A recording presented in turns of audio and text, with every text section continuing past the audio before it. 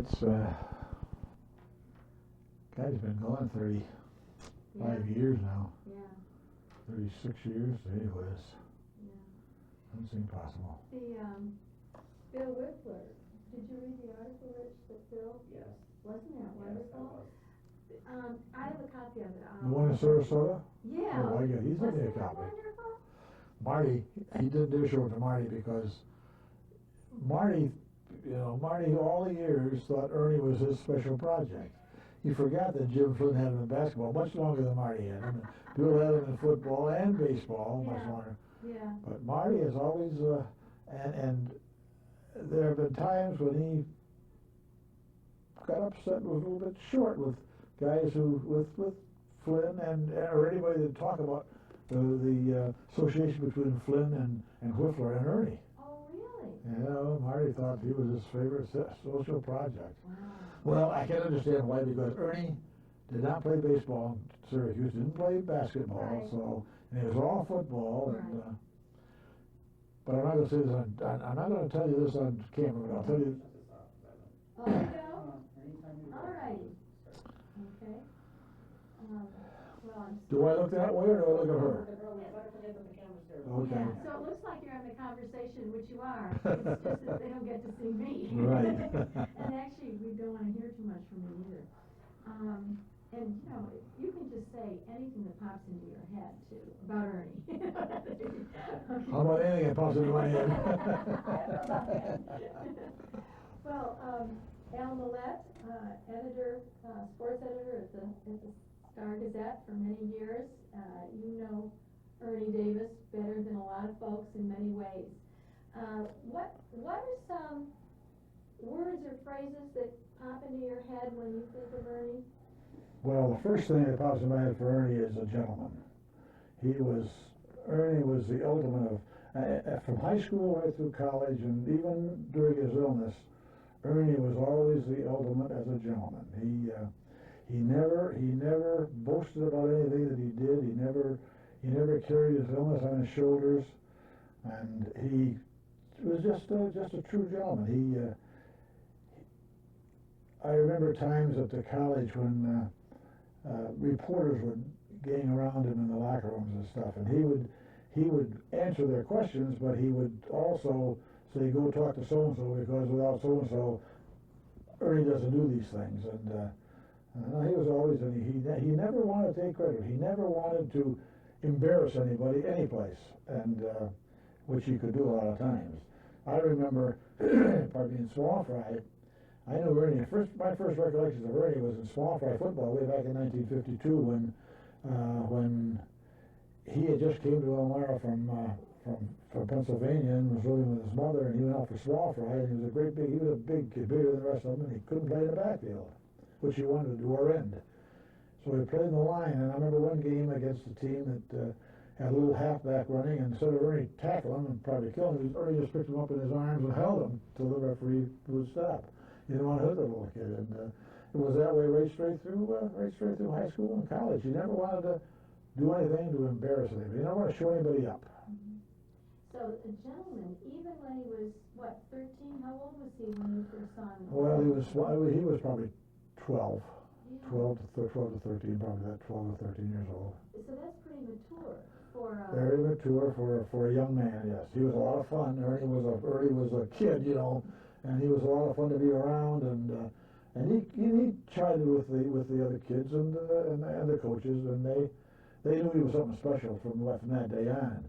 And I'll never forget. You see, in his first high school game, he broke his wrist. As a JV, he never played again until he became in the varsity. And I remember the JV coach, Harold Waite, saying, "If you think so and so is great, where do you see Ernie Davis next year?" Well, Ernie had all the fluency of a great football player in the sophomore. He was playing an end position where he wasn't, publicity didn't come his way in that sense. And then midway through his junior season, Marty's had a few injuries on the academy team, and Bill Whistler was the one that suggested they take Ernie out of end and put him in the backfield. And from that time on, he was a halfback, and of course everybody knows he went on from there. He won Syracuse with a Heisman Trophy and the first draft pick by both leagues in the draft days, and signing his contract and all of this stuff, and he got publicity all over the place. And when he went to Texas for the Cotton Bowl game, of course, he was a great ambassador for not only Syracuse but for Elmira, and he did great for Elmira. Like I said before, he was always so gentlemanly and always so honored to be in that group of people, and he never wanted to embarrass anybody, and he was Ernie. Yeah. When it sounds like he was very mature and a gentleman as a 12-year-old. How about, could you tell that he was going to be an amazing athlete at that point? Well, you do. During the course of his first football season here in Small Fry, he was just sort of one of the gang. He was bigger than the rest of them, one of the gang. In basketball, he played at the neighborhood house as one of those junior league kids, and you could see his basketball talent as a 13, 14-year-old. The only one ahead of him that I ever could remember who had that same talent as a 14-year-old was a kid named Ted Berry, who was also at the neighborhood house at the time, and the two were vastly different, but at 13 or 14, Ted Berry was the same as Ernie. But I think that the coaches, Jimmy Snowden at the neighborhood house and Charlie Bright, who followed his career at the neighborhood house, knew at the time what they had, and I think Jimmy Snowden helped him a lot in his younger days, taught him a lot about the game, how to handle the ball and how to shoot and so on. But Ernie had natural talent. It was just there. We've heard people talk about his presence, just a little bit aligned with what you said about his being a gentleman. Could you talk about his presence in a room or in any setting? Well, it was his presence in the room, coming into a room or something like that was not really noticeable until after he won the Heisman Trophy. And then, at that time, of course, he was number one, and people all oohed and ahed when he came around. I remember when we were down to the Look All-American party in New York's Waldorf Astoria, and Ernie was still in Syracuse. He couldn't get down to the thing, and the Bob Hope was talking up at the podium there, telling his usual stories, and suddenly the hush went thing, and Ernie came in. Now there's Ernie, and he went up and sat up at the table where he was supposed to be. But his presence was noticeable then. There was an aura about him anyway that sort of glowed, because he glowed. He always well dressed, and like I said, I can't repeat it that many times, always the gentleman. Always a gentleman and a gentleman. And he was always great to me. I interviewed Ernie for everything under the sun, and he was always a friend. He'd come over to the house when he went home from Syracuse, and he would sit and he'd talk about me and the family loved him too, because my daughter and son thought he was just the greatest thing to come along, And so no, and it's just that when you speak of Ernie, you start with gentleman. Athletic ability. Yes, I mean, there's no question. But you see so many athletes today who are not gentlemen. These are the big, I am this or I am that, or give me this or give me that. They were Ernie. Ernie was never, ever that way. Some folks have said that he was a little bit shy about speaking. But you interviewed him a lot, so could you tell us? Well, he was shy of speaking because he had a sort of a speech impediment. And he... I'm going to have you ask the question. Okay. Go on, you can ask the question. Okay. You've said that you interviewed Ernie lots of times at your home and in other places, but we've heard some folks say that he was a little bit quiet, a little bit shy about speaking.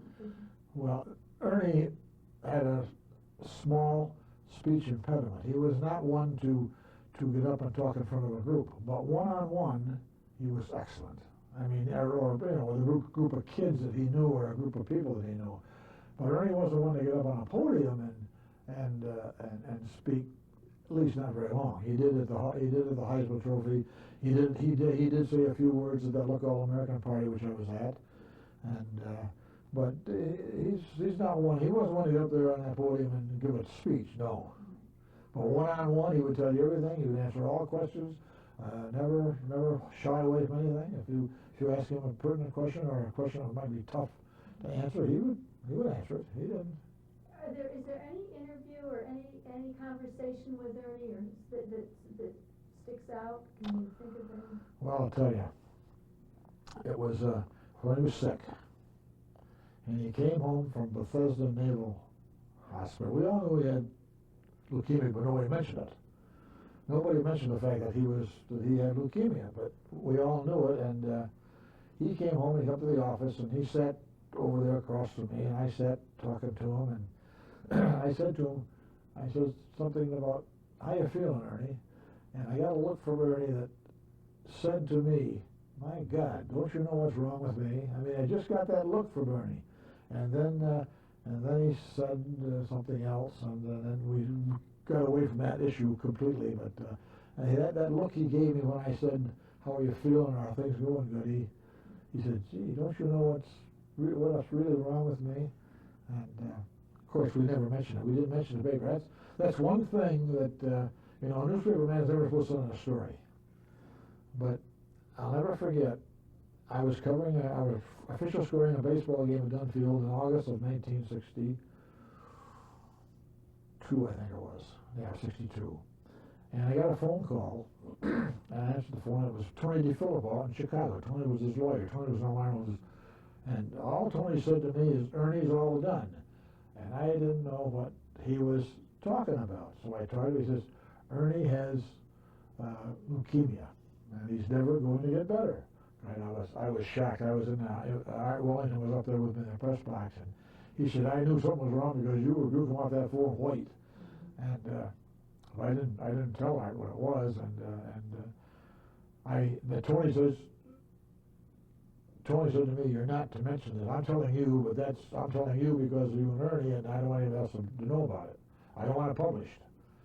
So here I'm talking to a lawyer with a story that's nationwide or worldwide story, and we're sitting on it.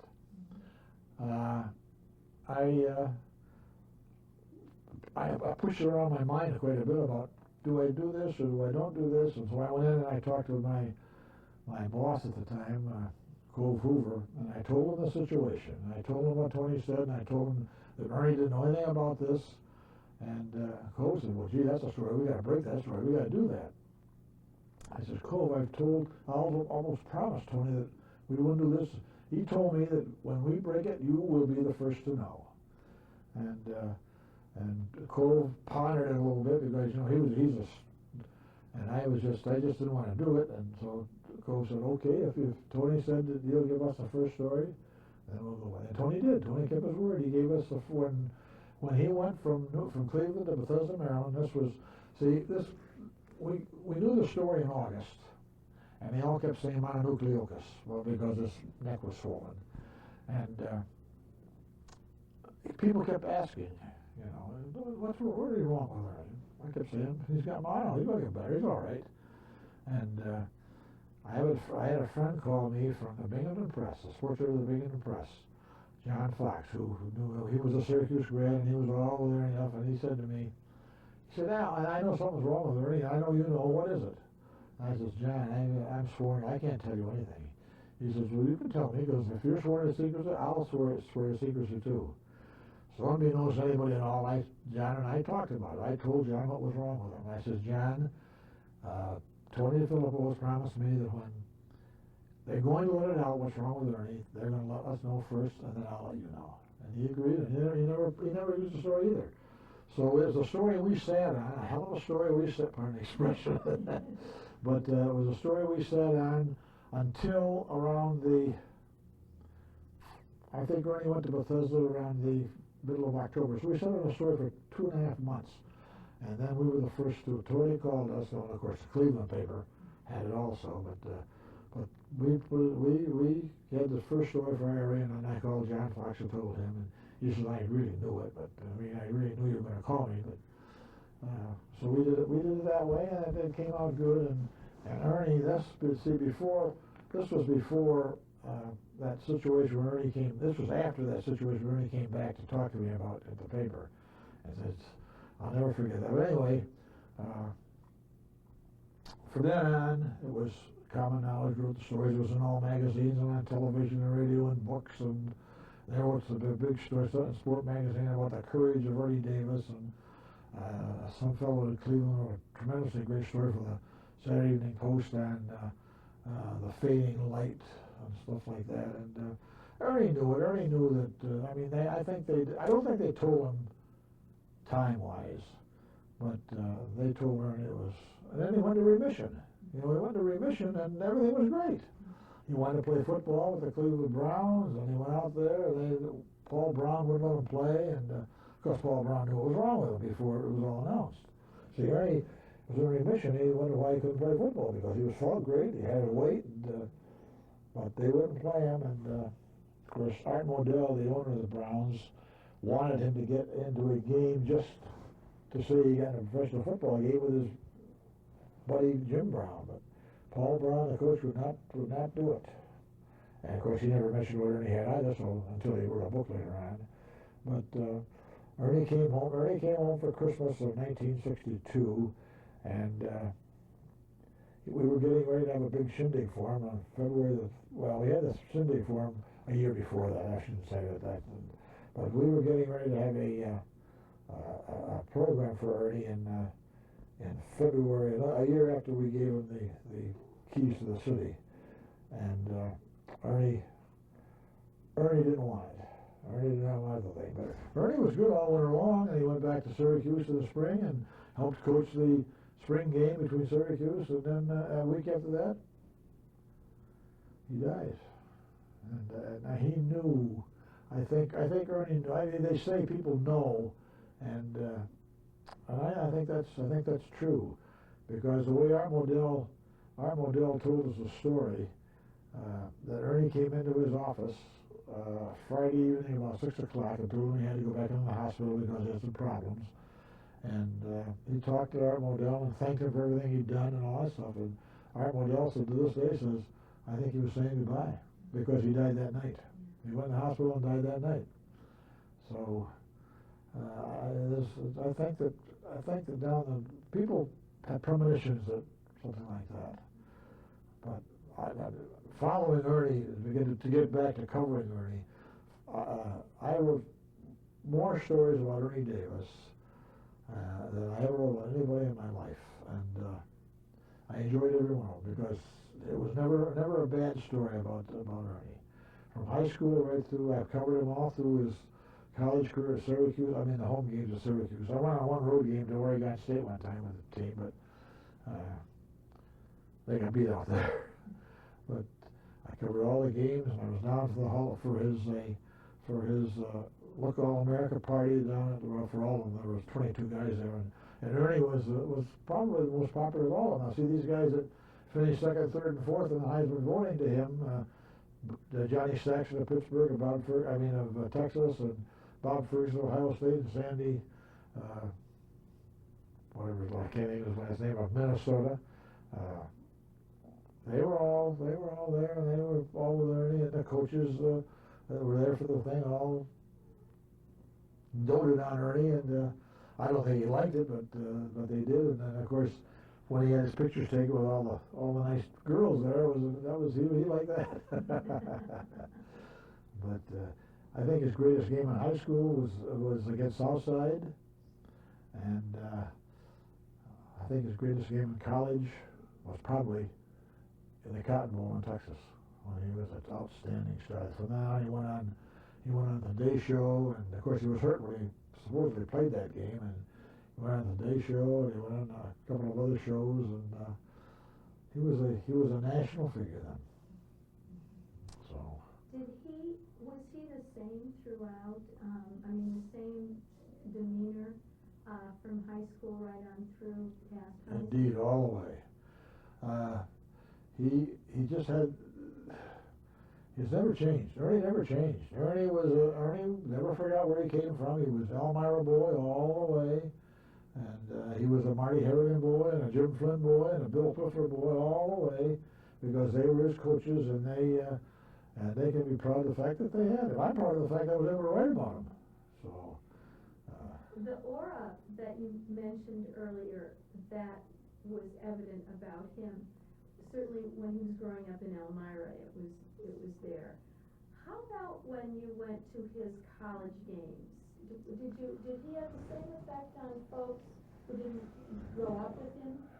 Well, you see, in college games, he was a great guy. He was president of the senior class at Syracuse and all that stuff, so he had to be something. But I never got to know him that way in college. I never got to know him only as an athlete in college.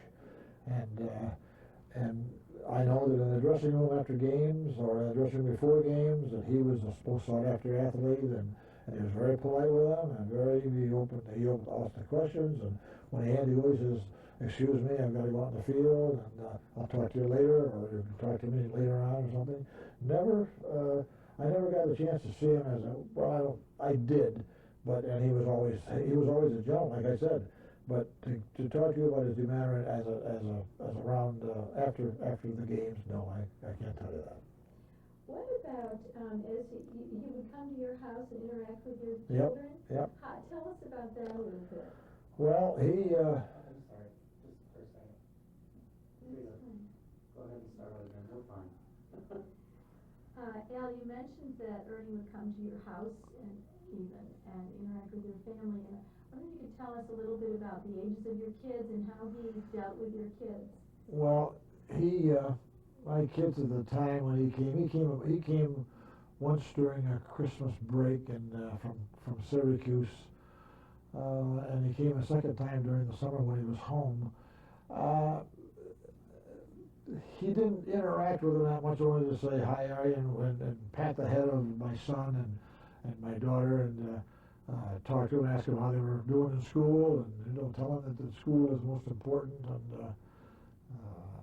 But he more or less interacted with myself and my wife Teresa, because she went with me to all the games, and she knew him pretty well too, and he would stay. I remember one night we had him for dinner, and she made some spaghetti for him, and he loves spaghetti, and my son sat there and just looked at him all the time. He just but they were my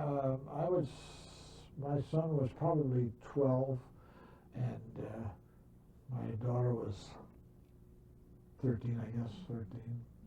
But I never forget, this is not getting away from Ernie Davis thing, but I'll never forget at Ernie's big February 3rd, 1962 party at the Notre Dame High School, where they had all the Cleveland Browns there, including Jim Brown.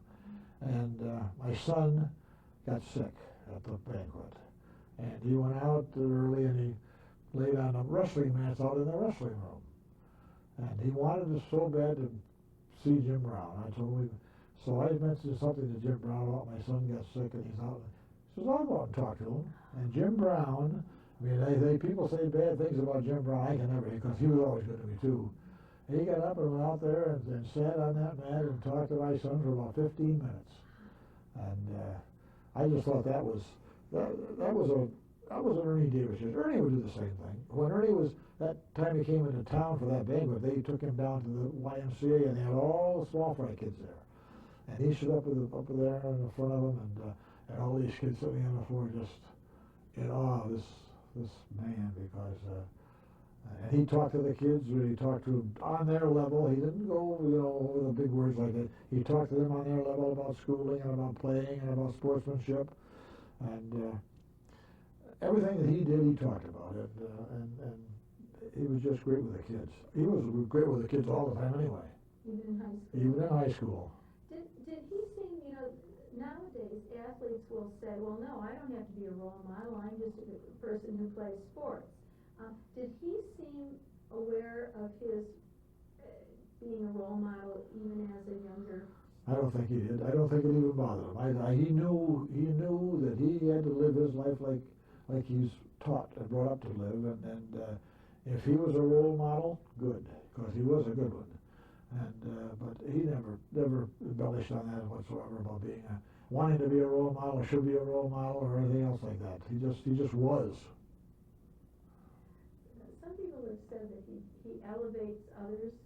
People around him almost rise to a. Can you think of any time that might have happened? Well, it happens in sports. I mean, it happens when he played. When he was out there, people played better because they played up to him. And that's especially true in basketball for that team that won 52 straight games now. It was a great team in itself, and each individual was great as an individual. But as a team, Ernie pulled it together as a unit. And that's why they won 52 straight games. It was Ernie pulled it together, and they played to his tempo. How about in a non-athletic way? Did he elevate people also to his tempo for his? Well, I wish I could tell you I knew Ernie that well outside of the sports world, but in general banquets and things that I went with Ernie and talking to Ernie and one-on-one on some things.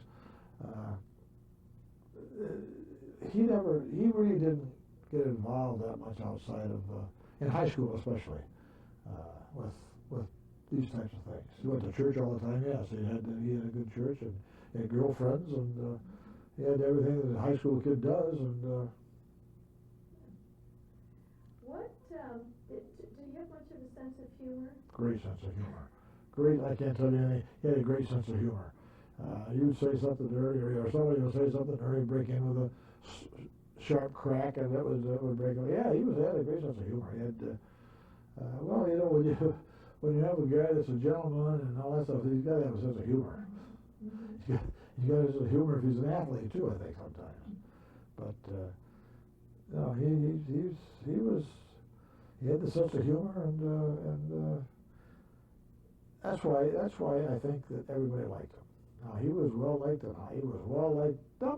He would have been well liked if he was not an athlete. That's the type of boy he was. And so but you put the two together, and you got a special individual.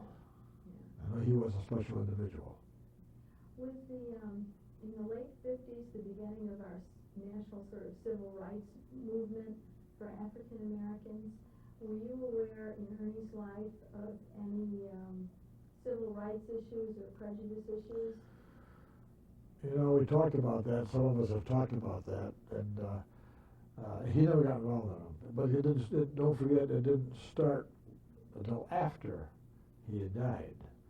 And we sometimes wonder. I don't think Ernie would ever have gotten involved in something like that. I don't think that. I think that Ernie would have done his thing, and would not have been involved with any kind of uprising or anything like that. I mean, he wasn't that type of boy. And you weren't aware during his time as an athlete of any folks, his encountering any prejudice or racial Well, he did down in Texas in the Cotton Bowl because he was down south. And that was still, you know, the time, that was 59, and they were still that way down there. But they brushed it off. It was, he never got, that, I don't think that stuff ever got in Ernie's way of anything. He just, yes, he's heard it. He's heard the thing. He heard those things in his day, and he just never dwelled on them or anything like that. I need to switch tapes here. Okay.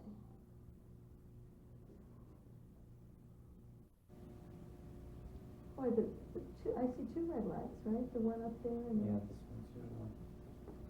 Well, we can try to pick up. Okay, all right. You don't know where we left off. Well, that's all right. You know, the good thing is that you can edit all this. You know, Sure. You know that.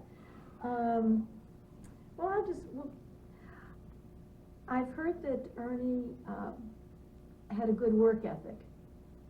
Could you talk to us a little bit about his work ethic? Well, I tell you, he had to work awful hard in high school because he was not the greatest student. He worked for every mark he got, and he worked for them. And he did his homework, and he did his classwork, and it was the same at Syracuse. The things didn't, you get things that come easy to some people, and some people would work their butts off to get things. Well, Ernie really worked to get his marks, and he kept them up, and he got them up. His work ethic and practice for sports, always a first there and last to go, and always working on his shortcomings. If he had few, but he worked on what he had, and his work ethic in all sports, and that's why he was good. He never shunned anything. You mentioned his natural ability, but that alone wouldn't have made him what he became. No, you have natural ability, but you've got to work and blend and ease that natural ability, mix it into your own stuff, and learn from coaching and learn from mistakes and blend it all together through the talent that you've got, the natural talent, and he did that well because, as you know, he's not the only one that did it well, but he did it really well. As a sports reporter, were you aware of any specific weakness or flaw that he perfected, or any problem that he overcame athletically? Well, let me think about that one. I don't. That's just something I never even thought about. I can't. I guess I can't answer that for you. Yeah. I guess I can't answer that question for you. For a big person, he was very fast, wasn't he? Yes, he was. And he was quick. He was fast and quick and very agile, and he was everything that you want an athlete. I say he's wants some mobile and hostile and that stuff. That was Ernie. Only he wasn't that hostile only on the football field or basketball court. But he was a good baseball player too. People don't realize how good a baseball player he was. How good was he? Well, he was good enough that 4 or 5 baseball scouts wanted to sign him. Ernie, I remember one scout telling me that if Ernie could harness his bat power, he was right-handed batter, to hit the left field instead of everything to right center field, he'd be one great baseball player. But Ernie never, well, he never had a chance because he never played baseball after high school, but they were interested in him. And of course he had basketball scholarships too that they wanted him to go to school, and Syracuse wasn't his first choice, Notre Dame was his first choice, and the guys in Elmira, Tony DeFilippo and Marty Harrigan, and those Syracuse guys wanted to go there. So one night Tony had a big party at his house and brought Jim Brown down and Ben Schwartzwalder, and Jim took Ernie aside and told him about Syracuse, and Ben said, you can wear Jim Brown's 44 if you come up there, and I did it. He was a Syracuse boy from then on. But his first choice back when he was, in high school, before they thought about these things, was Notre Dame. He wanted to play at Notre Dame. Do you know why? Name, maybe. Maybe the awe of Notre Dame football, or awe of the Notre Dame name, and I don't know. But he just everybody wants to play at Notre Dame, don't they? Sooner or later. Yeah, I guess so. Except me, I want to play at Michigan. No, I think every high school kid today would like to play at Notre Dame. It's just the awe of the name that. But he got help from not going there because Floyd Little, or was it Floyd? I don't know. I forgot who it was. Went to one of those guys. Maybe it was Ernie got Floyd Little of Syracuse because he went out to Notre Dame, got lost in the shuffle, and Ernie talked to him about Syracuse, so he came to Syracuse. Yeah, and he got Dave Bean to come to Syracuse to play basketball. I mean, Ernie was a good salesman too, on top of everything else. Yeah, that's neat. How did you come up with the nickname for Ernie? That happened down in Pittsburgh when he was a sophomore. We were down in Pittsburgh in the Pitt Stadium covering the Pittsburgh-Syracuse game, and Ernie was running wild, and he was up and down the field, and it looked like a choo-choo train going. Nobody could stop him. He was just an express running up, running wild. So I sat there with the gentleman from the Pittsburgh Gazette who was writing the Associated Press story for that game, and I said to him, geez, look, the Elmira Express is going wild here. And that's how it started. You just off the top of your off the head. top of the head. It just said to him, and it came up in the AP story the next day, and I used it in the story for our papers also, and it just went on from there. It just sort of, he was that from that day on, all through his college career. He was the Elmira Express, which is a great for him, and also it puts Elmira in the news. So he was even out. When I went to the Cleveland Browns out there, when he signed, the Cleveland paper mentioned the fact that the Elmira Express signed for the Browns, which I thought was nice. Very. You mentioned that he was a good dresser. Could you talk to us a little bit about his clothing?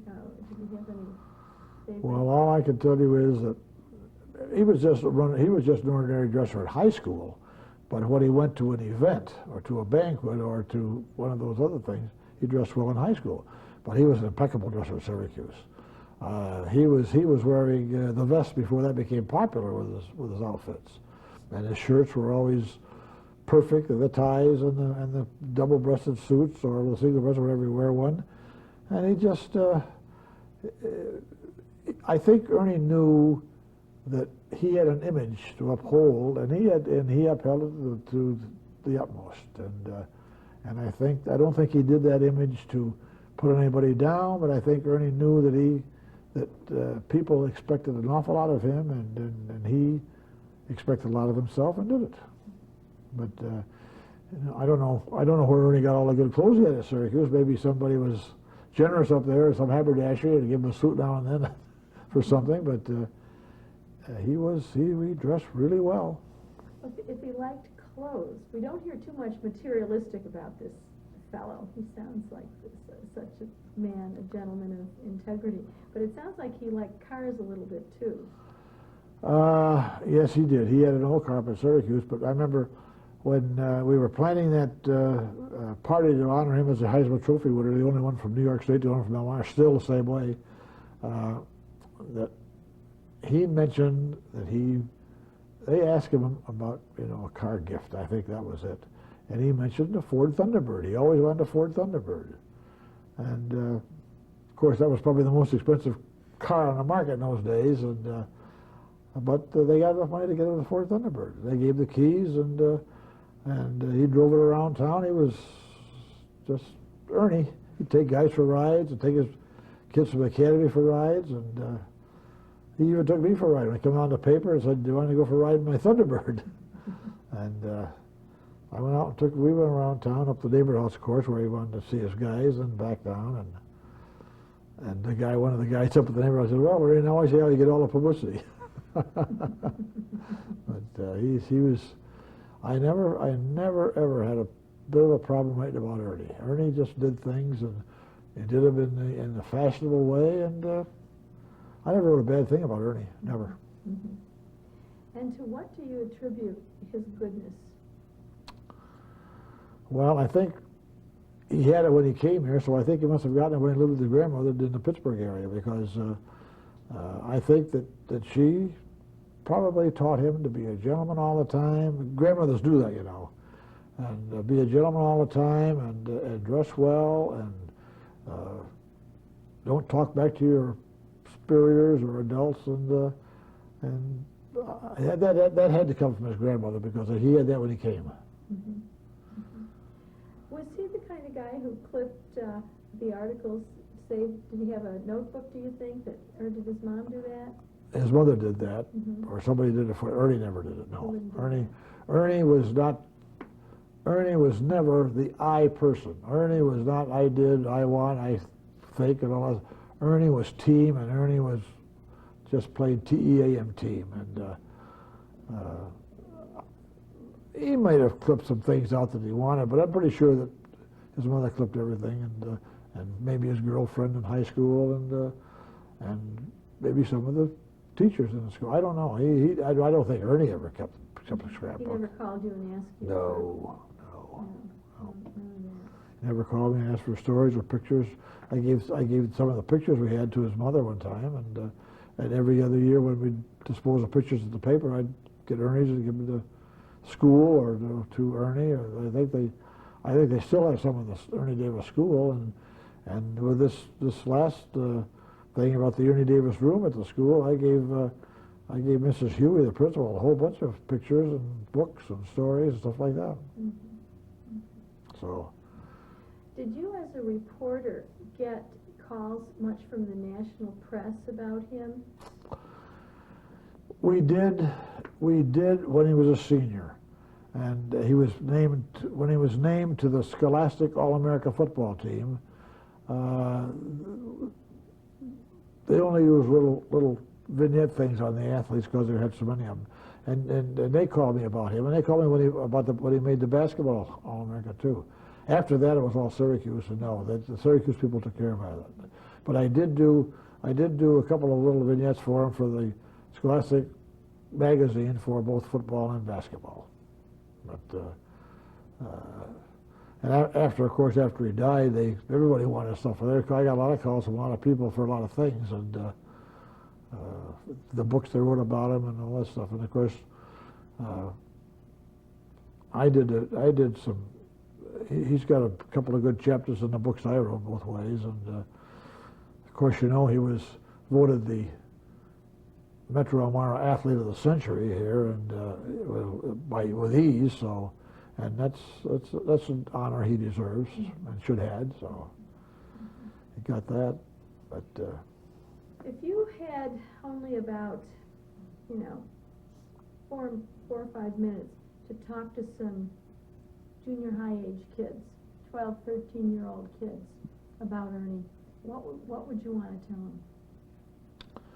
Well, I would tell them first of all that if you want to emulate Ernie, you be a gentleman and a gentlewoman, because Ernie was that from start to finish. And I would tell them also that do not, if you want to be like Ernie, do not go the I route. I am this, I am that, or I did this, or I did that, because that wasn't Ernie. Ernie never boasted about himself in any way to anybody at any time. And he let the people make their own decisions about him and praise him as they saw they wanted to do it. He never asked for it, and he appreciated it. Don't get me wrong, he appreciated it all, and he probably thanked an awful lot of people, which he did me many times. And I said to Ernie, Ernie, you don't thank me. I enjoyed writing these things about you. You made these stories. You were the one that did these things and made the stories. You don't have to thank me for that. I thank you for allowing me to do it. And he would get kind of a kick out of that. I told him that about 3 times, I think, during his career. And but it was just and every reporter was the same way. It was a joy to interview Ernie, and it was a joy to write about the positive things that he did. And if there was any negativism along the way, it never showed. So Ernie was just Ernie, and that was it. Thank you so much. Thank you. Thank you. Do you have anything more to ask, or do you have anything you want to say that we didn't? No, I just think we went through Ernie's life from day one on.